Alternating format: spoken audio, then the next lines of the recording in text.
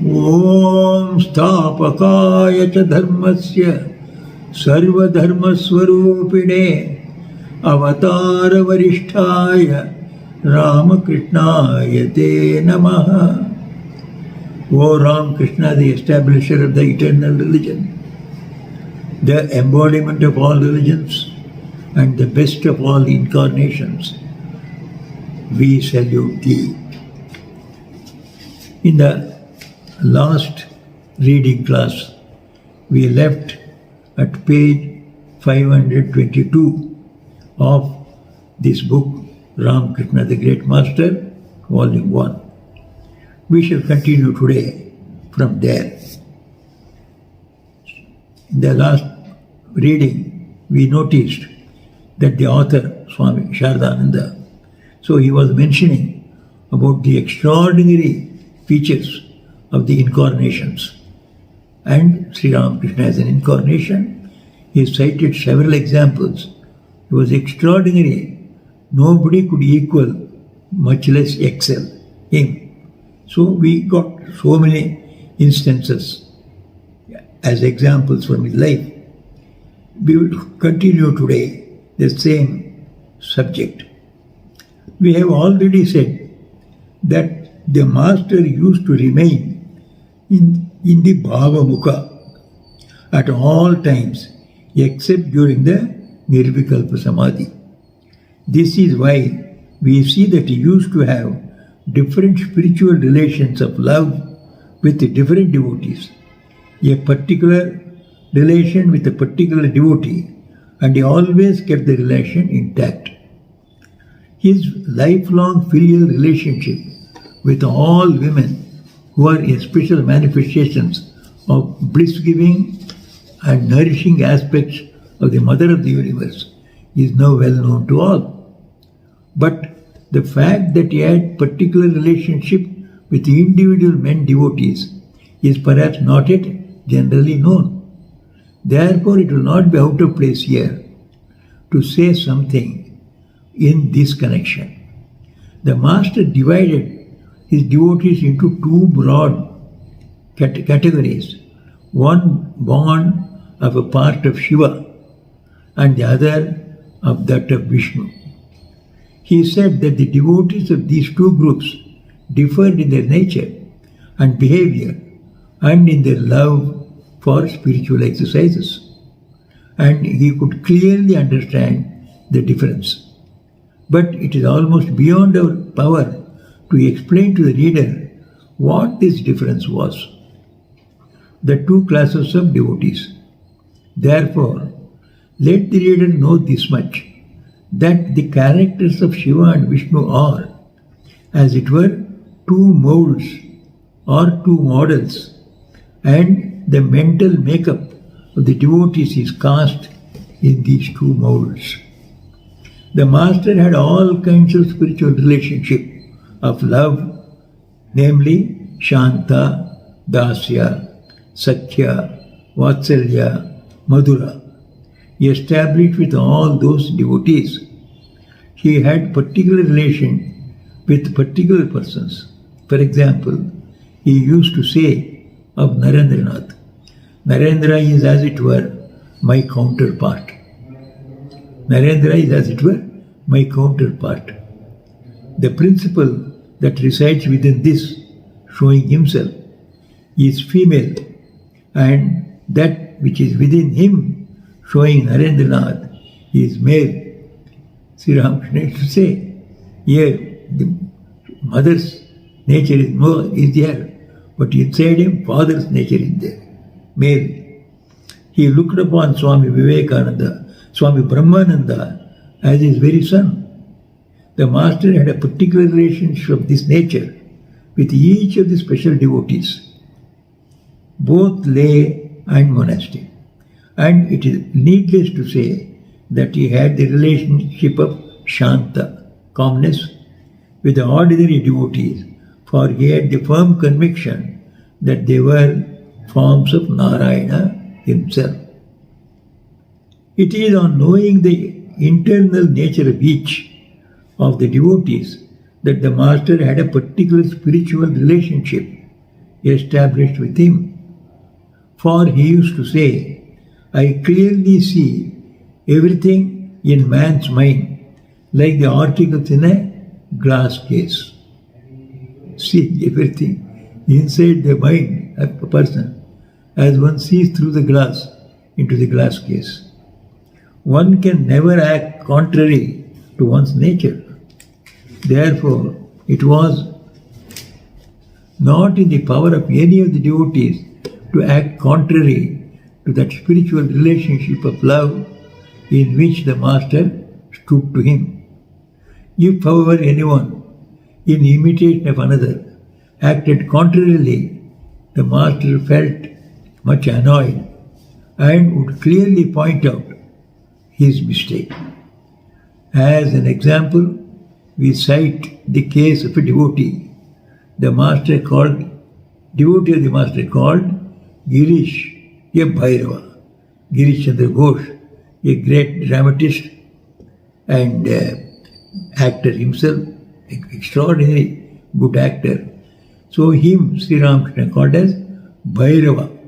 Bhairava is a divine being who is serving Shiva always. So Bhairava. One day he saw during his ecstasy in the temple of Kali that Girish was a Bhairava. Bhairavas are a kind of terrific demigods addicted to strong drinks and meat eating and noted for their extraordinary powers. They are devoted to Shiva and followers of Shiva. So Bhairavas. So Girish, he pointed out as is a Bhairava, is a follower of Shiva with the tendency to eat anything he likes, like meat and drink beyond all measure. So all these were traits of those Bhairavas. So he had inherited that nature from his birth itself. One day another beloved devotee of the Master, so extraordinary, saw that there was extraordinary tender feeling. Girish was a Bhairava. He would smilingly put up with Girish's importunities and rude language because he was born with that. His language was rude from the very birth. So he put up with that one. For he saw that there was an extraordinary tender feeling and complete dependence hidden under the covering of the rudeness of his language. We see in other common people also, people from the village, their language is rather rude, not very courteous. They will never say, please come, they say. You will be shocked. What is this? Is just this fellow much junior to me? Instead of calling, please come, he says. He is from a village, he does not know all that courtesy. But his feeling towards you is very tender, very loving, just like that. He is a Bhairava, though he used to use rude language. And Sri Ramakrishna knew it. Therefore, he never took offense. So, hidden under this covering of the rudeness of his language, he could understand his real feelings. One day, another beloved devotee of the Master imitated Girish's rude language in his behavior with Sri Ramakrishna, at which the Master became extremely displeased with him and afterwards pointed out his mistake. You should not imitate somebody else. That is his born nature. So I allow me to do that. A villager comes and asks you, he may use, instead of using the respectful word, so you, he wants to thou, thee. So thee is much disrespectful. You don't use it towards the elders. So a villager can use it. Tu in Hindi. He said tu and tumi. Tumi means a more respectable word for you, but a much lesser one to use for a child or your servant. Tu. Like that if a villager uses mistakenly towards an elderly person or a respectable person, tu, you don't mind it. Poor man does not know the language, or he has been brought up in a language like that. But if a respectable, educated man comes and calls you tu, knowing full well all the intricacies of language, you do not take it lightly. You point out what are you thinking about me, and you will have a quarrel with him. Extremely displeased with him, and afterwards pointed out his mistake. Through various means did the master lead the devotees. Established in Bhavamukha, the master knew well the spiritual mood natural to each man or woman, and in accordance with that mood had a relationship of love with him or her. We shall here present the leader with some of the numerous methods the master would adopt in leading each devotee to the realization of God according to his spiritual mood. It was after he came down from the non-dual spiritual plane in his first vision of the Divine Mother in the temple that the master practiced the spiritual devotional moods of Sakya, Vatsalya and Madhura to experience directly the bliss of those moods and attain the highest stage in each of them. Long afterwards, when the devotees of the inner circle came to him, one day the desire arose in Master's mind that the devotees also might experience ecstasy, and he prayed to the Divine Mother accordingly. And immediately some of them began to have such experiences. In that mood of spirituality, their consciousness of the external world, including their own bodies, grew dim to a certain extent, and an internal current of a particular spiritual mood, for example, the thought of a form of God, became so manifest that they saw that form come, stand before them, smile, speak, and think as if it were vividly living, and do things like that. They mostly experience that state while they listen to devotional songs, music, etc. So Sri Ramakrishna could invoke such moods on others by simple prayer. The devotees and visions of gods and goddesses. The master had another class of devotees who did not have a similar experience when listening to devotional music, but had visions of forms of gods at the time of meditation. To begin with, they had visions of mere forms. Then with the deepening of meditation, they saw their movements and heard their words. Others again had various kinds of visions in the beginning, but did not have any when their meditation grew deeper.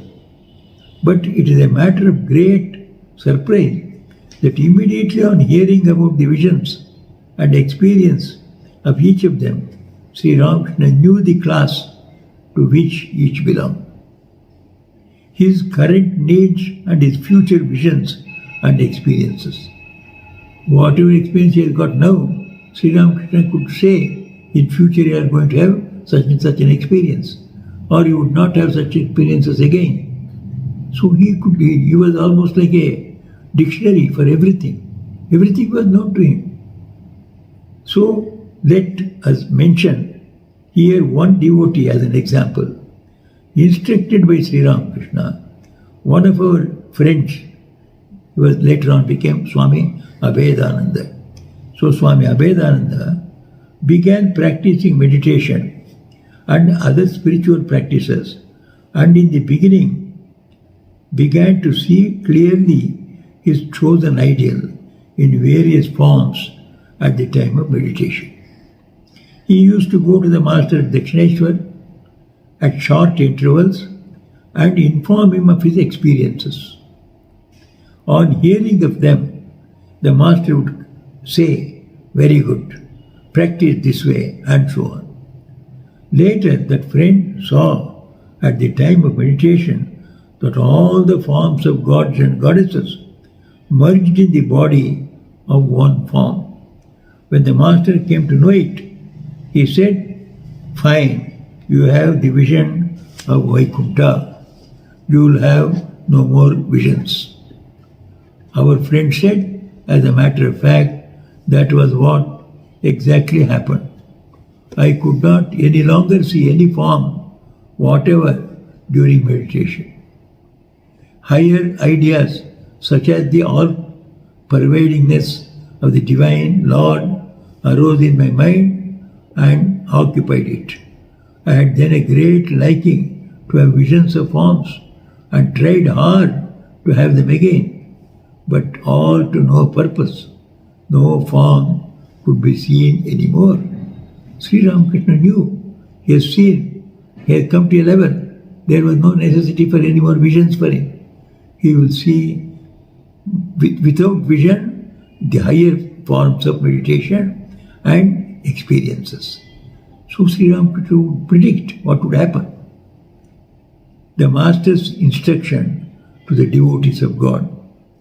At the time of meditation, said the Master to the devotees who believe that God had forms, think that you have tied with a silk thread your mind to the lotus feet of your chosen form of God, so that your mind may not stray away from there. It's all mental. Mentally imagine a silk thread has tied your mind to the feet of your Ishtadevata. Why do I say silk thread? Because those lotus feet are indeed very soft and delicate. They will be hurt if any other kind of string is used. So even in the mind, when you imagine God as the softest personality, so you cannot just tie any other hard thread or rope about it. So silk thread is used to tie one's mind to the feet of the Lord. He would sometimes say, should one think of the chosen ideal at the time of meditation only, and then forget him at other times? You should always keep a part of the mind attached to him. You must surely have noticed that a sacrificial lamp has to be lighted at the time of the worship of Durga. That light should always be kept burning near the deity. It should not be allowed to go out. If it does, it augurs ill for the householder. Even so, after the chosen ideal is brought and seated on the lotus of the heart, the sacrificial lamp of meditation on him should always be kept burning. While one is engaged in worldly duties, one should watch at intervals whether that lamp is burning within or not.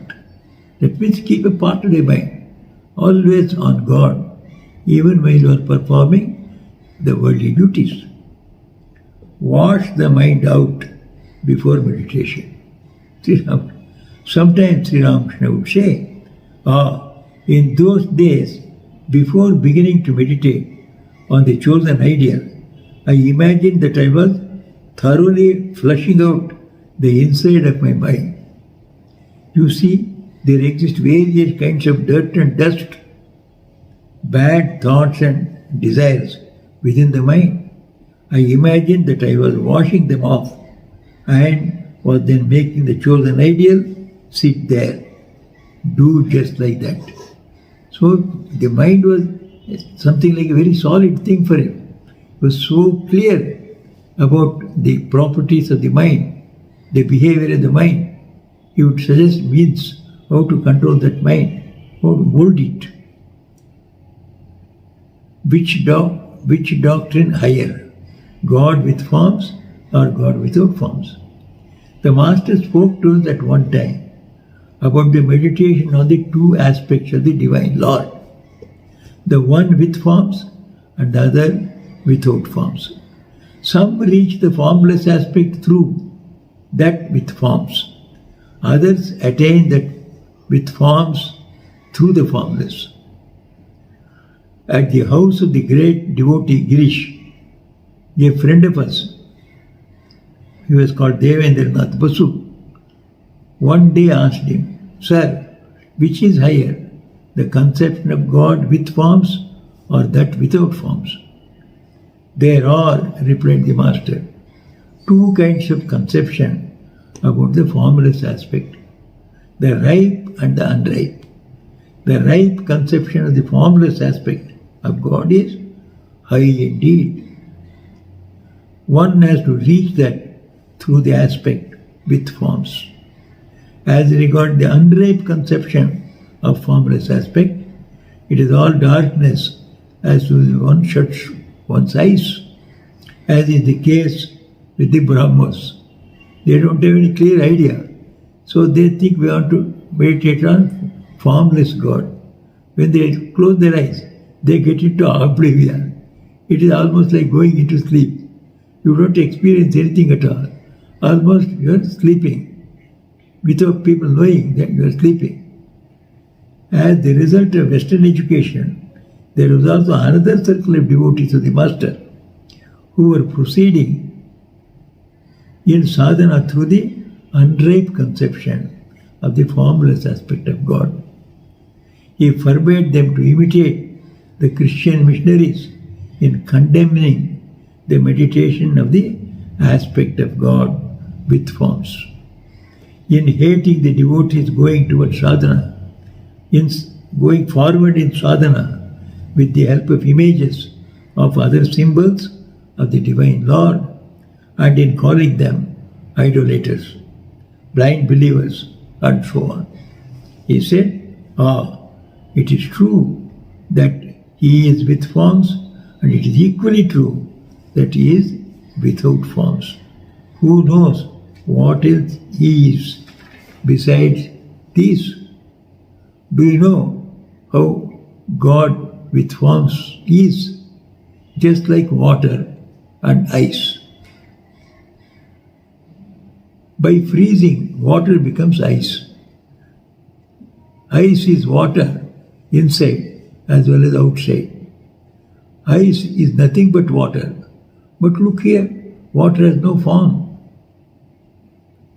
It has no particular shape, but ice has.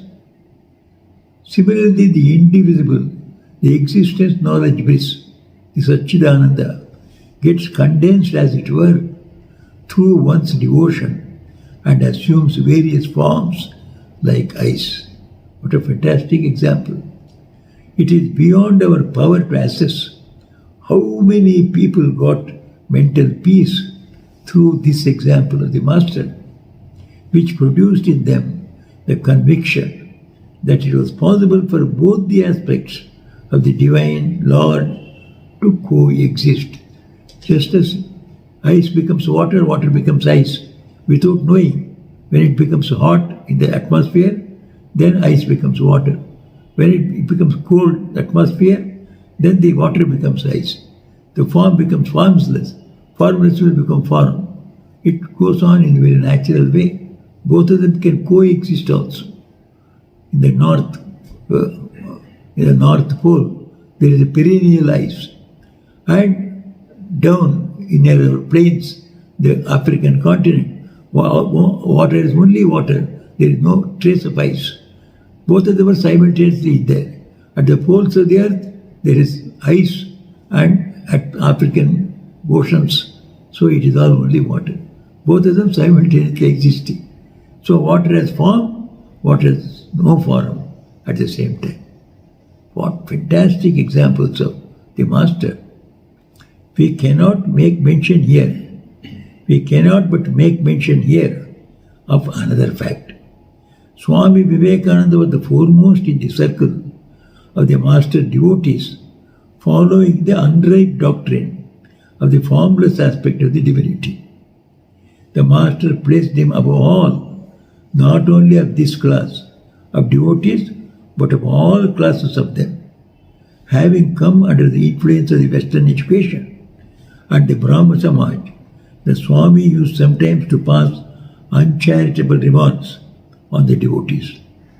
This mood was particularly noticeable in him at the time of argumentation. But the Master enjoyed the fun sometimes by bringing about a vehement discussion between him and some devotees of God with forms. During such discussion, It often happened that none could stand his argument, that is Swami Vivekananda's arguments, and some felt hurt when silenced by his keen intellect. The master also described joyfully that fact to many persons on many an occasion and said, the other day, Narayan cut to pieces the arguments of so and so with the least effort.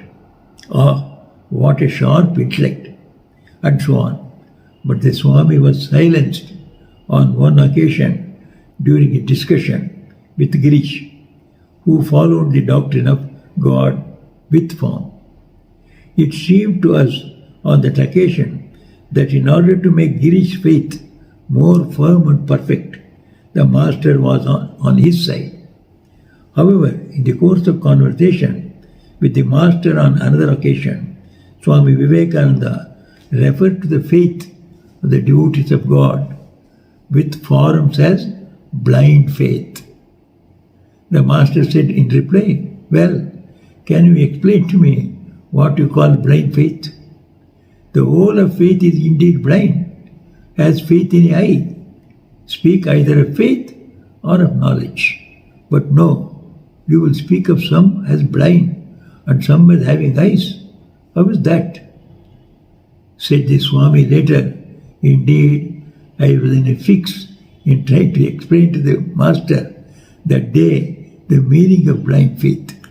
I could find no meaning for that expression. See, Swamiji, such an intelligent man, Sri Ramakrishna found out his mistake in his expression. That was not a proper expression for the ideas he had in his mind. So he was corrected by Sri Ramakrishna's super intellect. I could find no meaning for that expression. I have given up using that phrase since then, as I was convinced of the truth of the master's contention. The master used to view the followers of the unripe doctrine of God without forms and the devotees of God with forms with the same eye. He told them also what form of meditation would be helpful. Look here, he said, in those days I used to imagine the divine Lord to be an ocean filling the whole universe and me to be a fish diving, floating, swimming in that vast sea of existence, knowledge, bliss. And again, sometimes I consider myself to be a pitcher immersed in the water of that indivisible Satchidananda, existence, knowledge, bliss, infinite, pervading me through and through. The master advised the devotees to meditate on his form. He would again say, look here, once think of this, showing himself before sitting down for meditation.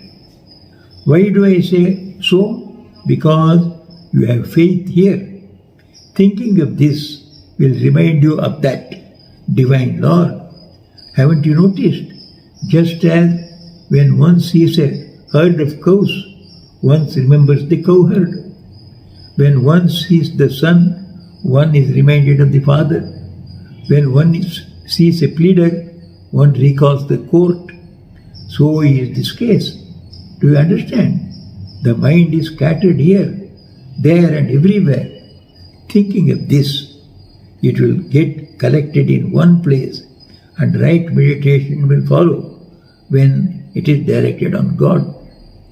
Moreover, he would say, hold fast to some form of God or some mood, whomever or whichever you like.